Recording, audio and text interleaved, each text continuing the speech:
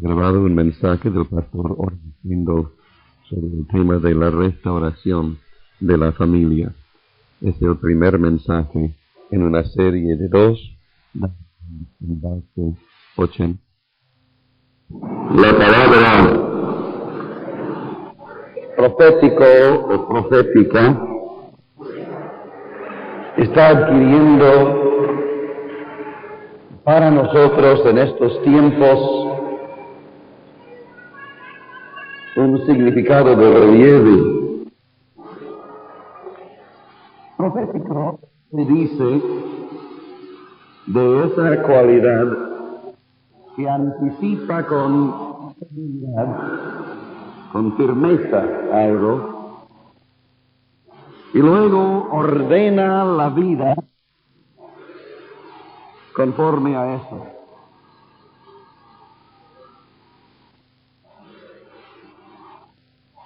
Una iglesia profética, una visión profética, no es solo algo que se ve,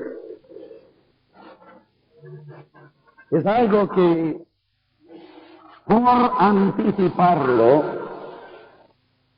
orienta y ordena la conducta. Es decir, una vida profética, una obra profética, implica más que ver con anticipación, implica una conducta. Yo tengo la firme convicción de que para crear una familia en la voluntad de Dios es necesario tener profética. Crear una familia no es una cuestión de suerte, no es un azar. Dios nos está orientando con claridad, proféticamente,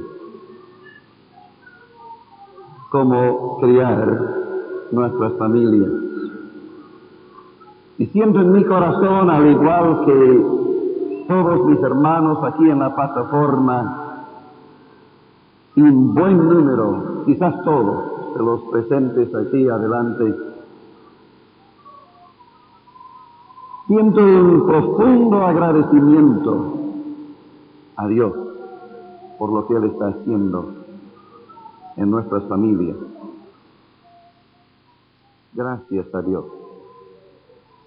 Yo les invito a abrir sus Biblias esta noche a la última página del Antiguo Testamento. En el libro de Malaquías vamos a leer los últimos dos versículos del Antiguo Testamento. Siempre deben tener un valor mayor las primeras palabras y las últimas palabras de un libro. Y aquí tenemos las últimas palabras del Antiguo Testamento. Según el profeta Malaquías, comunica esta profecía. He aquí, yo, diciendo de parte de Dios, yo os envío el profeta Elías antes que venga el día de Jehová, grande y terrible.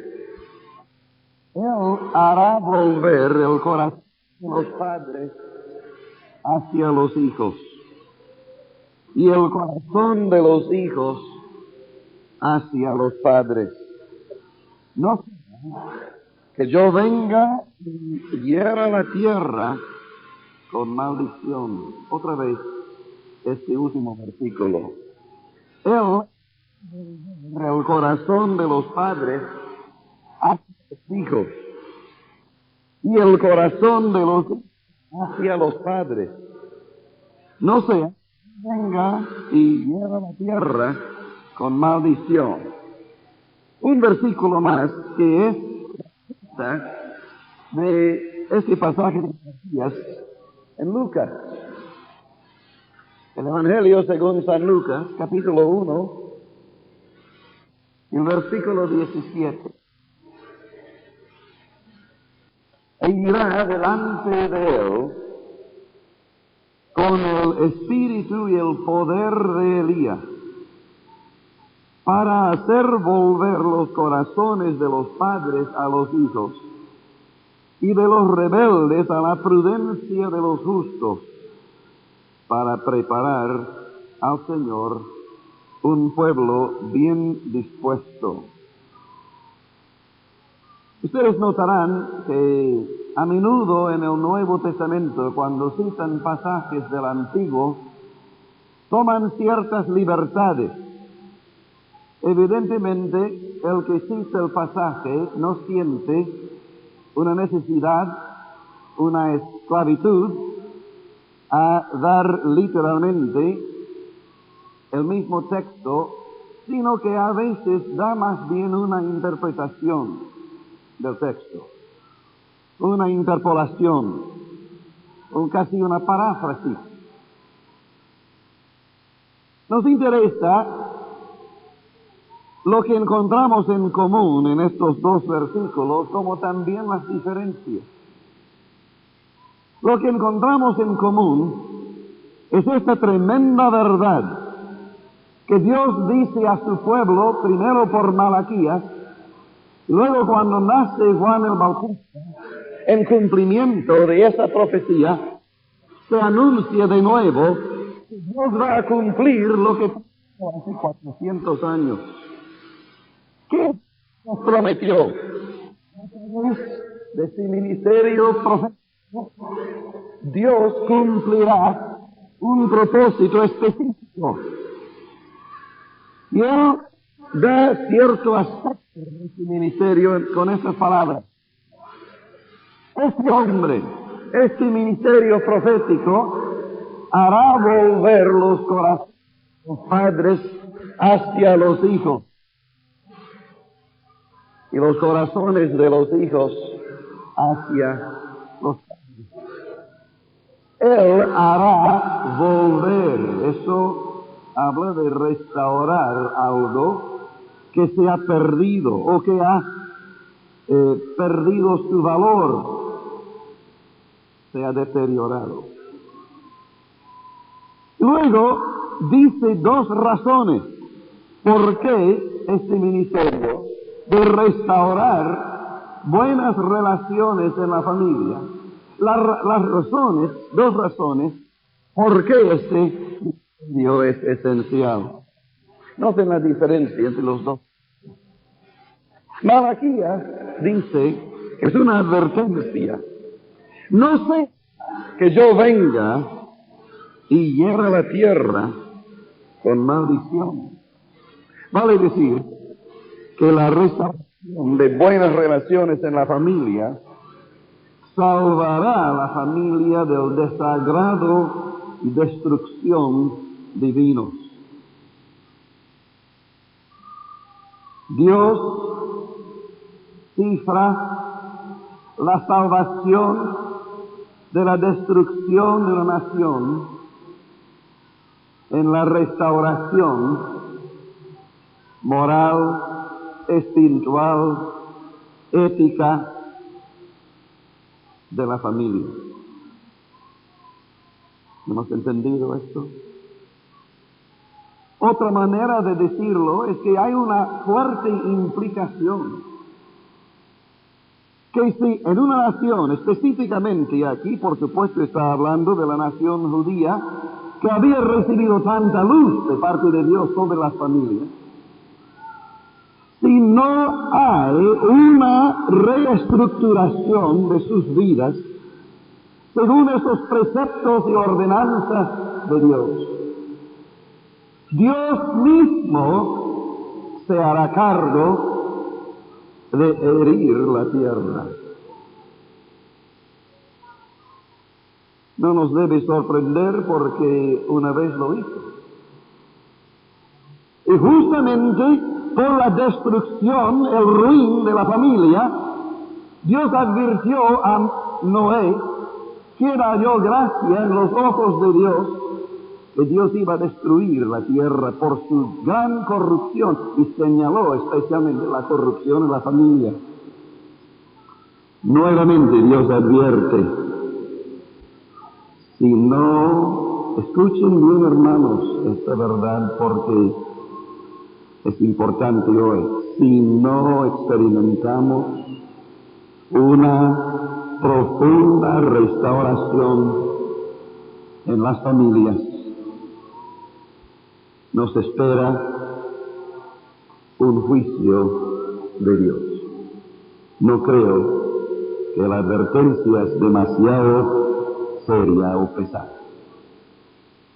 En Lucas encontramos otra razón que está involucrada en la primera.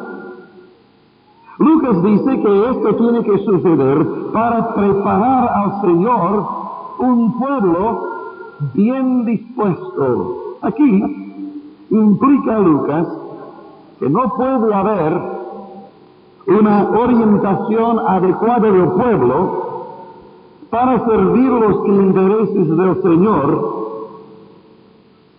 sin una obra de restauración de la familia. Dios está preparando un pueblo y la pieza clave de todo ese pueblo es la unidad social llamada por Dios familia. ¿Qué es una familia? Una familia es un matrimonio y los hijos que son criados por ese matrimonio. Dios dice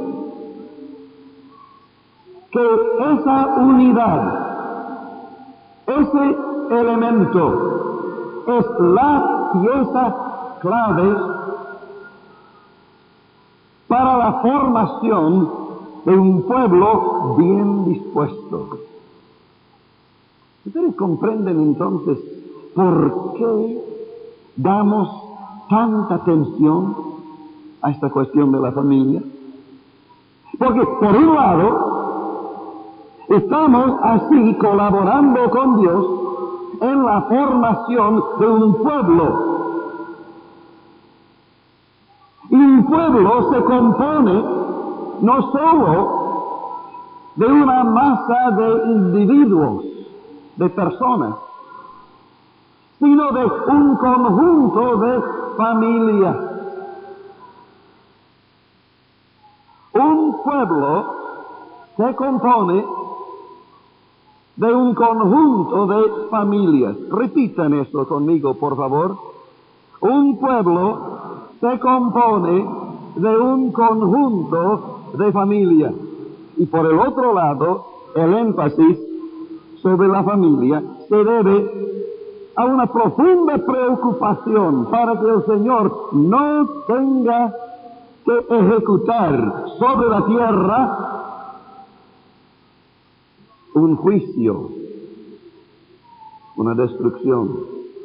Amados hermanos míos, si formamos familias sólidas, santas, activas, felices, estamos haciendo lo mejor que se puede hacer para asegurar una sociedad que goza de la bendición de Dios.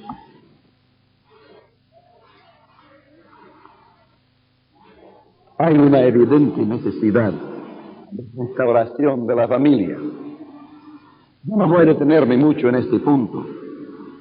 Yo creo que todos nosotros aquí esta noche tenemos en mente tantos diferentes casos de destrucción de familias, de atentados contra la familia, de conflictos entre esposos, separaciones, divorcios, infidelidad matrimonial, rebelión juvenil, decisiones precipitadas y poco juiciosas de parte de jóvenes que livianamente una relación sexual o aún matrimonial sin cesar. Una falta de comunicación entre padres e hijos. Que por el gran deseo que tengo de dedicar más tiempo al resto del mensaje, no me voy a detener a ilustrar ampliamente. Pero saltan a la mente cualquier cantidad de casos que conozco personalmente, aún de familias, de conocidos, renombrados pastores, que han estado en franca derrota y destrucción.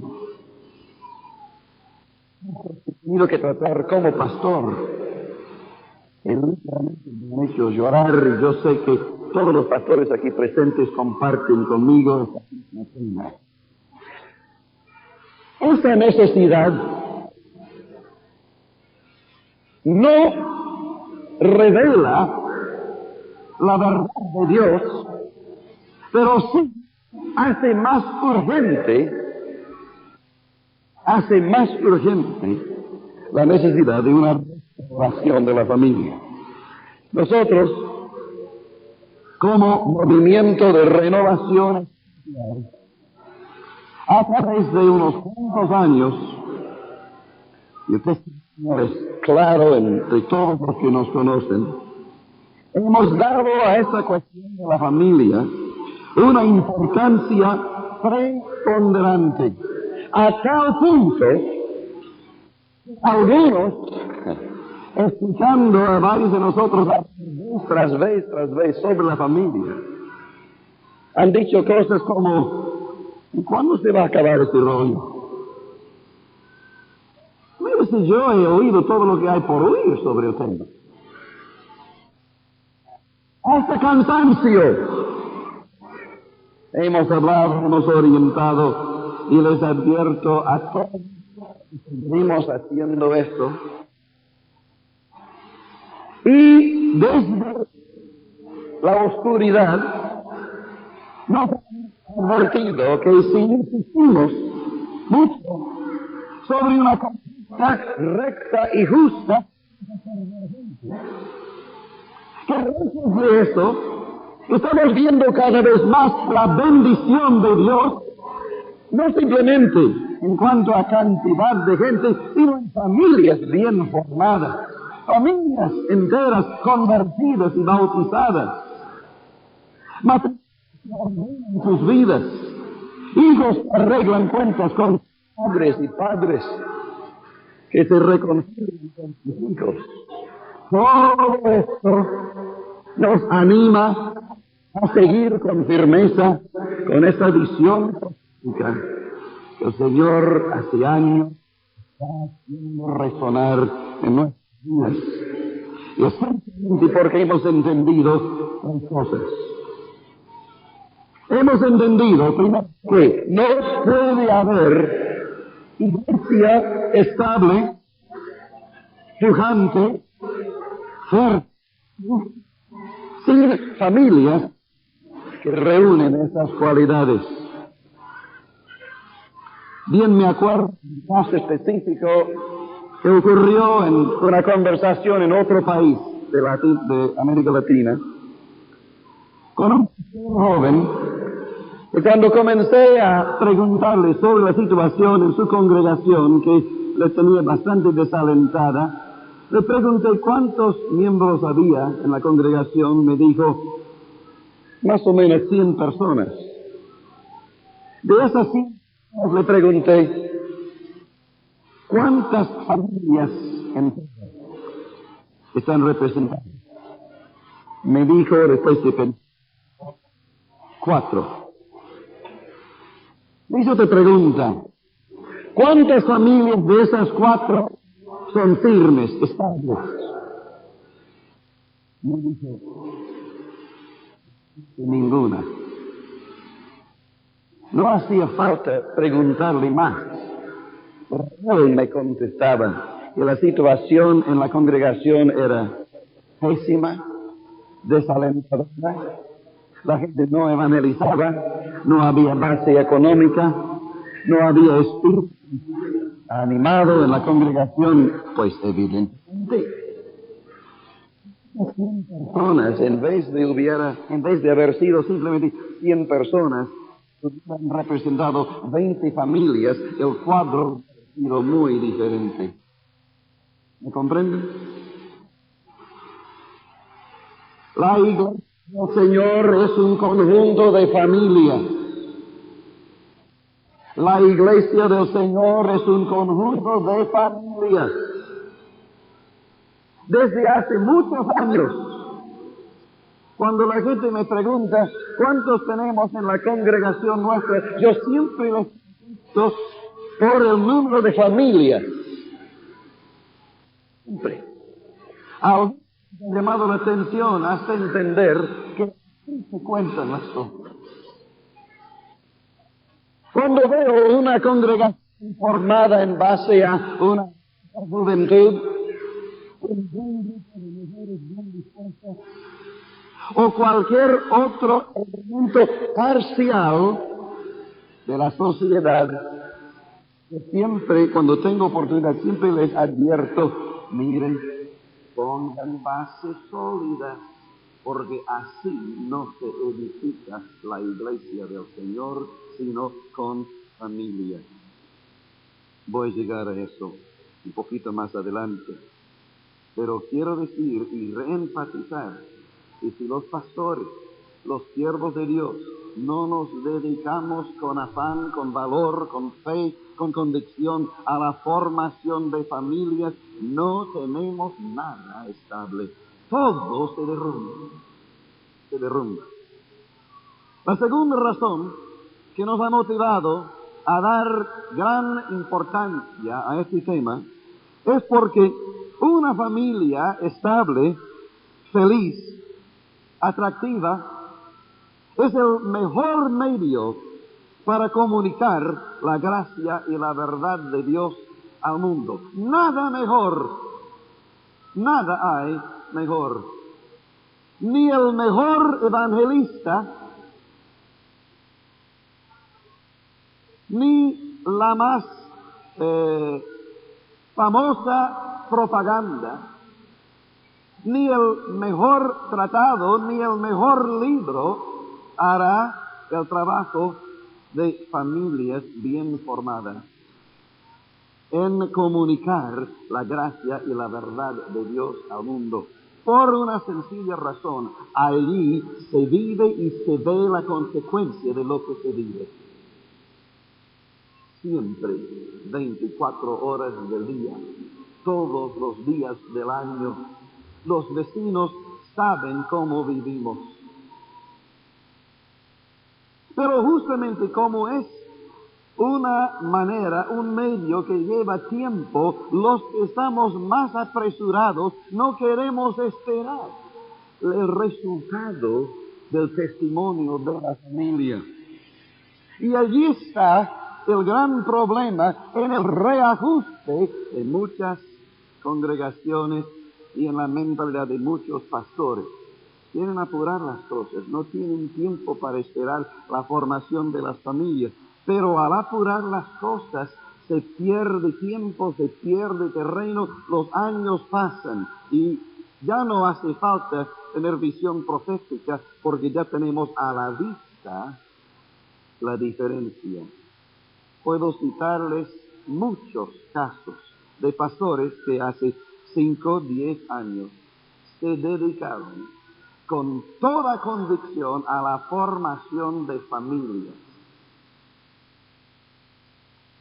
Hoy tienen congregaciones pujantes, fuertes, hay líderes, hay juventud, hay hombres, hay mujeres, hay evangelización, hay valor, hay culto, hay libertad en el espíritu, hay liberación, hay de todo. Porque en la familia hay de todo. Los que se apuraron y no tuvieron tiempo para dedicar a esta cuestión, se encuentran detrás de una maquinaria que siempre hay que estar dándole bomba para que marche, porque no hay familias. Yo espero hacerme claro esta noche, porque este asunto bulle en todo mi ser. Amados, nada mejor podemos hacer que formar familias sólidas. Es la mejor manera de comunicar al mundo en derredor la gracia y la verdad de Dios. Una tercera cosa ha servido como fuerte motivación para nosotros en este asunto, y es esta: la mejor herencia que podemos dejar a la nación o a la iglesia son nuestros hijos, bien orientados, con sus propios hogares formados. En esto se ve mejor lo que somos, lo que creemos, lo que hacemos, que toda la literatura, todas las cintas grabadas que distribuimos. Es muy lamentable que tan frecuentemente un padre y una madre encuentren tan pesado el trabajo de criar hijos.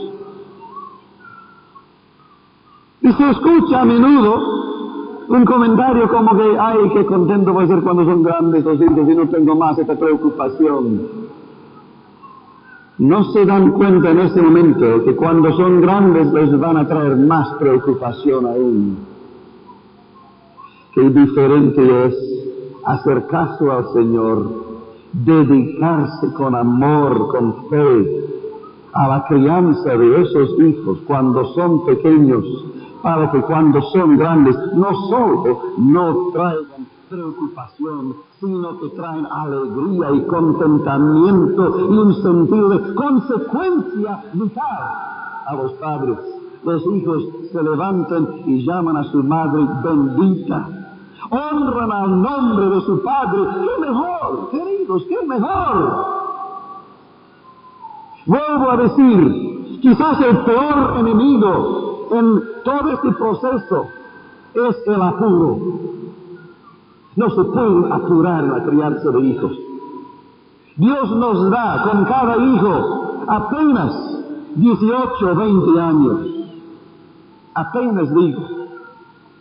Porque cuando llegan a esa edad, uno se da cuenta que casi no tenía tiempo suficiente.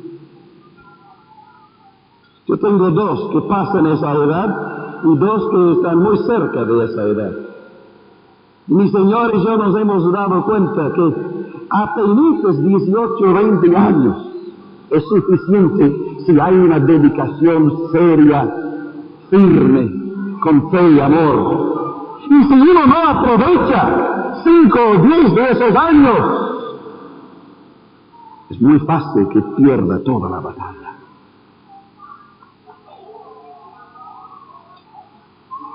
Cuando Dios dice que hará volver el corazón de los padres hacia los hijos, evidentemente implica eso. Si uno tiene su corazón vuelto hacia sus hijos, encontrará tiempo para ellos. Encontrará medios para ellos. Amados, no es tiempo perdido, es tiempo invertido. Nosotros tenemos la firme intención de dejar en nuestro paso algo sólido y permanente. Cuando nos vamos de esta escena, 5 o 10 días de aquí, 10 años de aquí, o 5 o 10 días, o 20 o 50 años, dejaremos no simplemente un recuerdo, dejaremos detrás de nosotros familias formadas, comenzando con nuestros propios hijos y los hijos de nuestros discípulos, y las familias darán testimonio de lo que eran sus antecedentes. Amados hermanos, esto es una obra incontestable, irrefutable. Tenemos que tener la convicción que cuando avanza el reino de Dios es con esta esta convicción, esta intención, esta idea, llegamos para echar raíces, para quedar, para extender nuestras cartas, nuestra influencia, nuestra penetración, hasta apoderarnos en el nombre del Señor de toda la sociedad. Como yo digo, apoderarnos. Aclare, es en el nombre del Señor y sin ningún interés personal. Es para que se extienda el gobierno benévolo de Dios sobre toda la faz de la tierra que le pertenece a Él. Mira, a ver si me hago más claro al decir esto. Nosotros podríamos decir con mucha propiedad, cuando llegamos a un lugar con esta intención: Satanás, yo llegué aquí para quedar, y cuando tú no estás más, yo seguiré aquí. En el nombre del Señor. Él va a desaparecer, el pueblo de Dios no. Pero nadie puede echar esas raíces o dejar ese rastro si no se dedica a criar su propia familia y criar otras familias en el camino del Señor. Ahora bien, para efectivizar la restauración de la familia, les voy a sugerir 3 cosas. Primero, oriente su vida en familia según la palabra de Dios. No es novedoso, pero es esencial. Oriente su vida en familia según la palabra de Dios. Al decirlo, quiere decirlo con toda fe, con toda seguridad, que al poner una estaca en el nombre del Señor, al dar una enseñanza en el nombre del Señor, al cumplir un mandamiento del Señor, todo eso se queda, todo lo demás desaparece. Orienta su familia, oriente su familia según la palabra de Dios. No se deje guiar por los sentimientos, por los gustos, por los intereses personales. Encare metódicamente cada área de la familia con valor y fe. Relaciones personales entre esposos, relaciones con los hijos, la educación, la disciplina, la corrección, las finanzas, el trabajo, toda área. Sistemáticamente oriente toda área según la palabra de Dios. Criar una familia no es un juego de azar. Criar una familia que luego goza de la bendición de Dios es la consecuencia de obediencia a la palabra de Dios y de fe en Él. Antes, cuando era más joven, yo me preocupaba pensando en el futuro de mi familia. Me preguntaba cómo saldrán mis hijos. Es una lotería criar hijos. Vamos a ver cómo van a salir. Pero entendí luego que no era así. Que criar hijos, según Dios dice, es la mejor garantía que hay de que los hijos saldrán bien. Aleluya. Aleluya. No podemos mejorar la palabra de Dios. Toda atención puesta en establecer buenos fundamentos y sana orientación en la familia redundará luego en felicidad, integridad y prosperidad. Dios es el autor del matrimonio. Nadie sabe mejor que Él cómo hacer andar bien el matrimonio. Escúchele, hágale caso y tendrá éxito. ¿Entendido?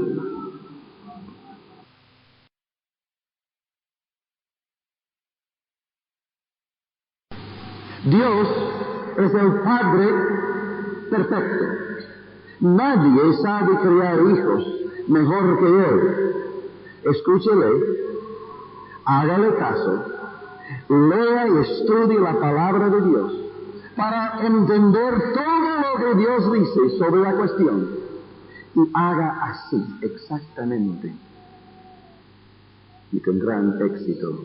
Dios sabe muy bien cómo criar hijos.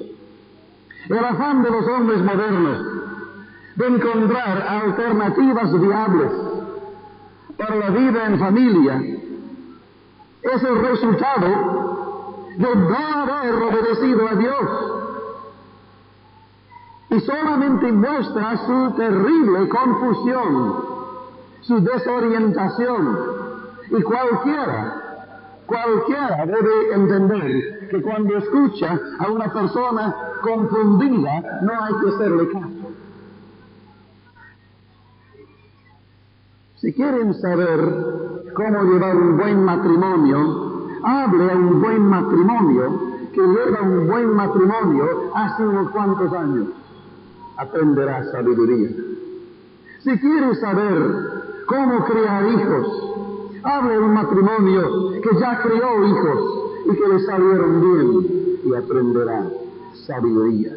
Y no hagan caso a toda la literatura que procede de la confusión, de la desorientación y del afán del hombre de pretender mejorar lo que Dios estableció. Dios ha dado luz a su pueblo y si andamos en esa luz, lejos de sufrir pérdidas, veremos que las cosas anden mejor.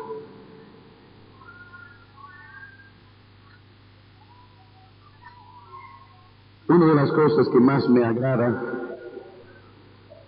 en estos tiempos es ver cuántos hermanos que han orientado bien sus propias casas ahora tienen capacidad de orientar y ayudar a otros que les vienen buscando ayuda. Es el placer, yo no sé si es correcto decir, pero lo siento en el corazón, es como el placer más grande que tengo como pastor.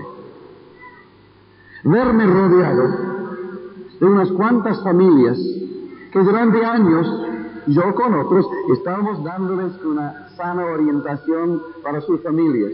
Y ahora ver no solo el resultado en sus propias familias, sino las palabras sabias, claras, que están dando a otros para orientar sus familias. Amados hermanos, esta es la mejor garantía que tenemos que esto va a andar.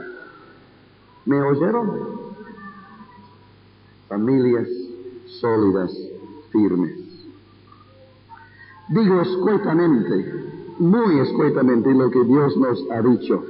Maridos, amen a sus esposas como Cristo amó a la iglesia.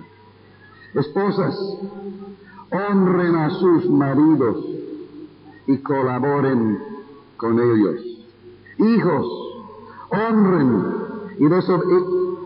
y obedezcan a sus padres. Es el primer mandamiento con promesa. Porque Dios quiere dar un valor muy especial a toda esa cuestión. Padres, amen, bendigan y enseñen a sus hijos sin temor, con valor y fe. Porque por esos hijos ustedes son responsables delante de Dios. Siento tanto esta cuestión que me siento casi como Moisés en esa ocasión cuando dijo delante de la enorme congregación de Israel: hoy pongo ante ustedes la vida y la muerte. Elijan la vida. Elijan la vida. La segunda sugerencia que tengo para darles para efectivizar la restauración de la familia es esta: viva su vida en familia con propósito. Viva su vida en familia con propósito. No vean la vida simplemente como un asunto de día en día nomás. Proyecten su vida en familia de aquí a 5 años, de aquí a 10 años, de aquí a 20 años. ¿Qué edad tendrán sus hijos de aquí a 10 años? ¿Qué edad tendrán sus hijos de aquí a 20 años? ¿Cómo serán? Vivan ahora con propósito. Inviértanse en ellos. Y recuerden, entre tanto, que la relación más permanente no es entre padres e hijos, sino entre marido y mujer. No se pierdan tanto en los hijos que se deteriore la relación entre hombre y mujer. Ustedes saben que una de las crisis más grandes en el matrimonio suele suceder justamente en la época cuando los hijos son grandes, se casan y se van de la casa.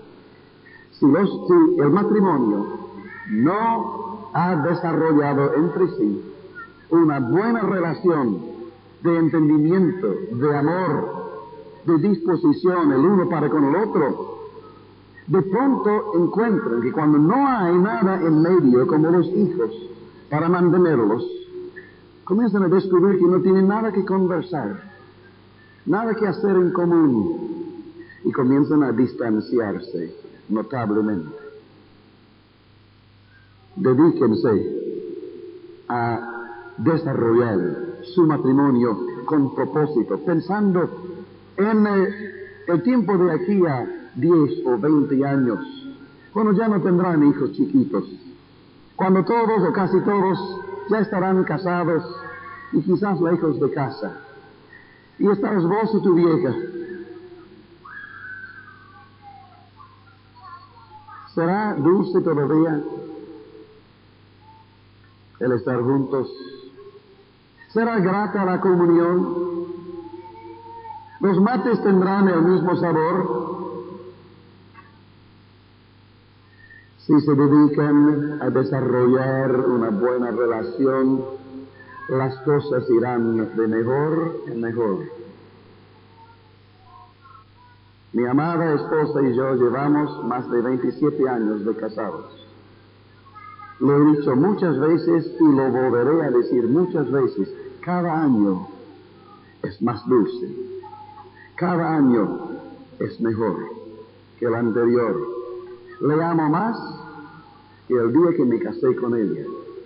Le amo con más dedicación, con más sacrificio, con menos intereses personales que jamás en mi vida. Y esto que digo yo, no lo digo yo como propiedad exclusiva, sino lo dicen cada pastor aquí conmigo. Es una hermosa y gloriosa realidad, pero no es una suerte. Es la consecuencia de la obra de Dios en nuestras vidas a través de estos 27 años. Y aún antes. El propósito de la familia, ¿qué es? Bueno, Jorge nos dijo esta mañana que la luz de Dios brille, radie y radie en toda la oscuridad en derredor. Es el propósito. Hemos entendido que el mejor escenario para la evangelización es nuestro propio hogar. Por eso no prestamos demasiada atención a los salones más. Nosotros, hace algunos años, decidimos hacer un edificio con un salón en planta baja y viviendas arriba, y antes de terminar el edificio ya resultó chico el salón. Y dijimos cuando comenzamos que no edificaríamos más salón, tiene su uso para diferentes cosas, pero nosotros nunca lo hicimos con la idea de que tendríamos que quedar allí. El mejor lugar para quedar es el hogar. Y el hogar sirve, como bien nos ha dicho Iván Becker hace 10, 20 años, 10 o 15 años. El mejor lugar para la evangelización es el hogar. El hogar. Pero si el hogar no está bien orientado, no servirá a los intereses del Señor. El hogar bien formado es la mejor plataforma para dar al mundo en derredor un testimonio radiante, contundente, permanente. Me gustaría detenerme para relatar algo de nuestras experiencias en nuestra congregación.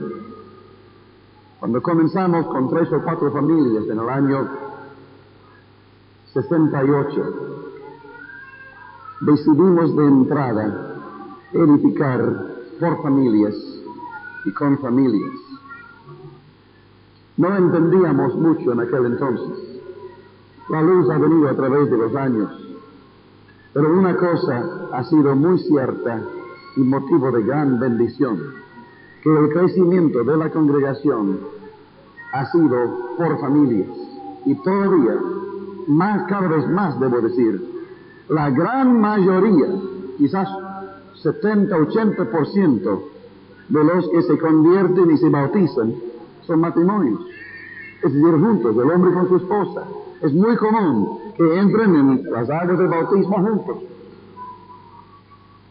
Años pasaron cuando no era nada común y había luchas y problemas en casa. Algo hemos aprendido. Otra cosa, nos dedicamos a los hombres, porque entendíamos, si formábamos la vida de uno que era cabeza de familia, él orientaría a su familia. Entre tanto que si nos dedicábamos solamente a los hijos, a los niños, a los jóvenes o a las mujeres, estábamos haciendo un trabajo parcial.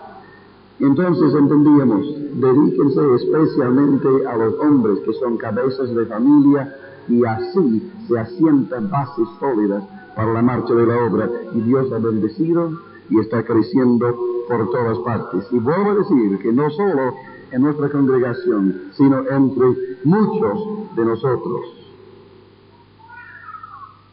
La tercera sugerencia que quiero hacer es algo que pesa mucho en mi corazón.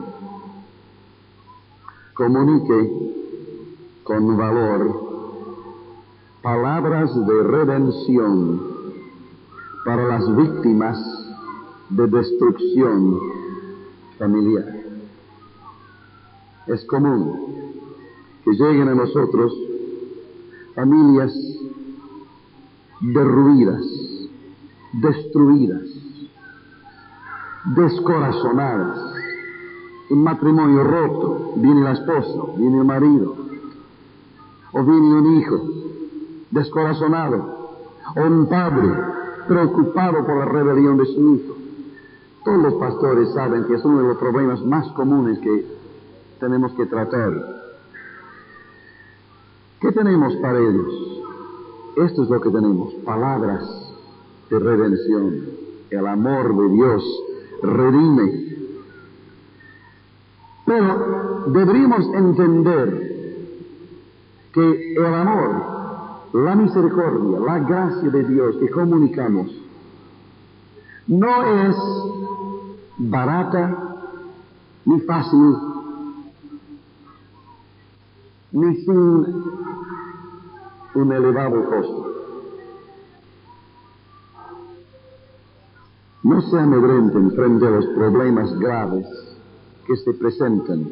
Dios nos ha dado un evangelio poderoso que redime al peor pecador. Tiempos han habido cuando a ciertas personas no quisimos hablar porque pensábamos que el evangelio que les predicaríamos sería demasiado pesado. Ya hemos entendido diferente, que el evangelio que predicamos es tan poderoso que puede levantar al más ruin. Más aún, como sabemos que lo único que le puede salvar a este tipo que está delante de mí es el evangelio, ay de mí si me callo. Cada vez más ustedes van a apreciar la firmeza con que hemos encarado la cuestión de fidelidad matrimonial. Yo temblaba Yo temblaba, sinceramente, cuando años atrás comenzaba a pensar en las consecuencias tristes de encarar un matrimonio mal formado, que no era un matrimonio delante de la ley ni delante de Dios, sino un concubinato. Yo temblaba. Ahora es muy diferente. Ahora entiendo que no hay nada mejor que la palabra de Dios para esas vidas. La ley de Jehová es perfecta, que convierte el alma. Sus palabras son más dulces que la miel y alivian la pesada carga que uno muchas veces ha llevado por largos años por su propia iniquidad y rebelión. Tenemos que convencernos que Dios sabe mejor cómo deben ser las cosas. Las leyes de Dios no son meramente arbitrarias, son para nuestro bien, para nuestra salud. Y cuando las transgredimos y sufrimos las consecuencias de nuestra transgresión, su paciencia, su amor y su misericordia nos encaminan de nuevo hacia su justicia. Los evangélicos, lamentablemente, durante largos años, hemos tenido la mala fama de ser personas que aprueban el divorcio y el recasamiento. Y hemos encontrado múltiples excusas para aceptar y aliviar el peso de la palabra de Dios sobre la iniquidad de la gente. Déjenme leerles algo que dice Bonhoeffer y luego Christensen, cito del libro La familia cristiana. Él cita primero a Bonhoeffer, después de algunos comentarios. Dios hace que nuestro matrimonio sea indisoluble. Él nos protege contra todo peligro que lo amenace de afuera o de adentro. Dios mismo es quien garantiza la indisolubilidad del matrimonio. No existe tentación ni debilidad humana que pueda disolver lo que Dios une. En verdad, quien quiera que lo sabe puede confiadamente decir: lo que Dios ha unido, ningún hombre puede separarlo. Los cristianos, ahora sigue Christensen, los cristianos necesitan reconocer que al tomar el nombre de Cristo, aceptan una norma matrimonial diferente de la que es permitida por las autoridades civiles. Martín Lutero reconoció que las autoridades civiles podían conceder el divorcio, pero al mismo tiempo declaró cuáles eran las implicaciones que este acto pudiera tener para un cristiano. Lutero dice entonces: donde no hay cristianos, o los que hay son cristianos perversos y falsos, estaría bien que las autoridades les permitieran, a semejanza de los paganos, repudiar a sus esposas y tomar otras, con el fin de que no tengan por causa de sus vidas discordantes dos infiernos, uno aquí y otro allá.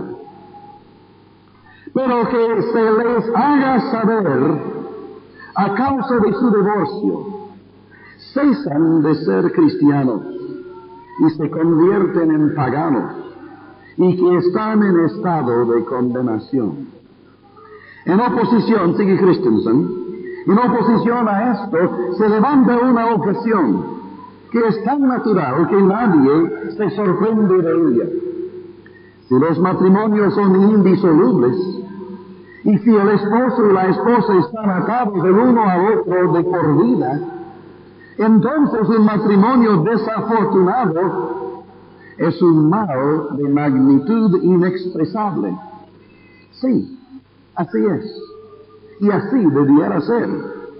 Que no se diga que un castigo semejante es demasiado duro para la liviandad juvenil que ha determinado la elección. Esa liviandad debiera soportar el castigo más duro posible, porque ha hecho de la más solemne y santa de todas las relaciones humanas un asunto de deporte o de satisfacción sensual. Si es que una persona verdaderamente inocente tiene que sobrellevar la carga de un matrimonio infortunado, hay esperanza para ella, aún en sus sufrimientos. Y aún estos, para el hombre rendido, son la más completa escuela de purificación y de disciplina en la virtud.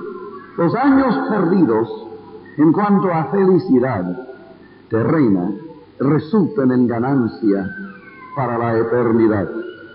Las personas que establecen la felicidad personal como la meta principal y el propósito del matrimonio, encontrarán que esto es intolerablemente severo. Sin embargo, es una cosa digna de preguntarse si Dios lo considera demasiado severo. Dios no tiene temor de pedir a los suyos que soporten penalidades si esta es la mejor manera de que sus propósitos sean cumplidos. Bien pudiera suceder que con el fin de preservar el matrimonio como una institución de Dios, algunas personas tuvieran que soportar un matrimonio infortunado.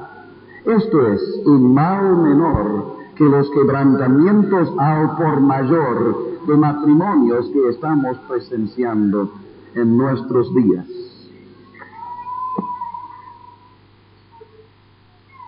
Cuando Esdras trajo de vuelta a Jerusalén un pueblo que había pasado 70 años en una nación pagana y que se había mezclado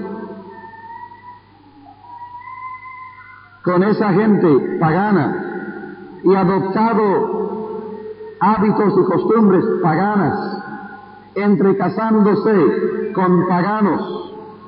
Esdras primero lloró amargamente y expresó a Dios su confusión de rostro y su gran vergüenza de parte del pueblo, y rogó a Dios tener misericordia. Luego llamó a toda esa gente que estaba casada fuera de la voluntad de Dios y les ordenó que en el nombre del Señor terminaran sus relaciones fuera de la voluntad de Dios. Mucha gente lloró, pero le hizo caso. Esdras sabía lo que muchos no saben aún. Si no se toman algunas medidas drásticas, no se corrige un mal enraizado en la comunidad. Nosotros procedemos y procederemos con mucho amor, con mucha misericordia, pero con mucha convicción de que Dios tiene razón. Y cuando vemos casos que están arruinados, casos de familia tenemos una palabra de redención. Déjenme señalarles al terminar algunos pasos en este proceso de redención. Primero, amor. Tenemos que amar al pecador o a la víctima infortunada. Segundo, orientación con la verdad. La única cosa que levantará al pecador es la verdad de Dios, no el sentimiento nuestro. La verdad de Dios le dará base. Tercero, fe. Hay que introducir aquí la vida, el poder, la gracia de Dios con fe.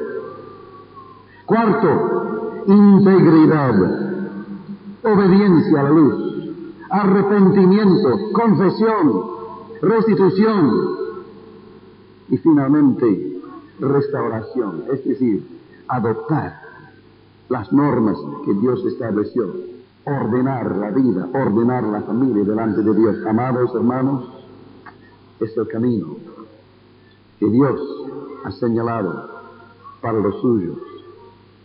Y Dios está restaurando la familia hoy. No dudo de que entre nosotros esta noche hay personas preocupadas, compungidas, bajo convicción, porque tienen la viva conciencia de que en su familia, en su matrimonio, las cosas no andan bien. Ustedes no pueden tomar ahora una decisión de parte de toda la familia, pero pueden tomar una decisión personal. Que usted ordenará su vida delante de Dios, teniendo en cuenta cómo Dios quiere que su familia sea. Y así se permitirá ser en las manos de Dios un instrumento para la redención de toda la familia y para la restauración de la familia en el plan de Dios. Yo tengo el deseo de orar ahora por todas aquellas personas que, teniendo presente una situación difícil o pecaminosa en su propia familia, están dispuestas ahora a abrir sus corazones delante de Dios y andar delante de Él como Él ordena. Pónganse de pie ahora esas personas para que oremos juntos. Pónganse de pie los que están conscientes, no simplemente de una necesidad en su familia, sino tienen una disposición de ser instrumento de Dios para la redención y la restauración de su familia. ¿Hay otros?